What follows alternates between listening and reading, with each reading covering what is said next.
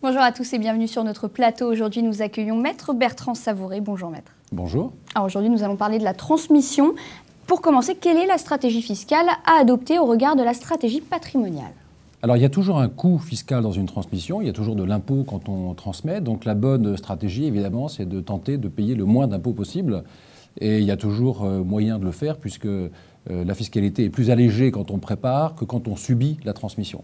Et sur le plan technique, comment est-ce que cela s'organise concrètement ? Il y a plusieurs moyens. La stratégie essentielle, c'est donc d'anticiper, c'est-à-dire d'utiliser les abattements fiscaux quand ils existent, parce qu'ils se renouvellent avec le temps, de donner en nue propriété, puisqu'on garde l'usufruit qui n'est pas fiscalisé. C'est quelques exemples parmi d'autres qui peuvent être utilisés. Et est-ce qu'il est important de ne pas dissocier sa stratégie patrimoniale de sa stratégie fiscale ? Oui, alors c'est un point fondamental. On est souvent incité à transmettre au moindre coût, donc à transmettre quelquefois avec un peu de précipitation, quitte à utiliser des mesures très temporaires.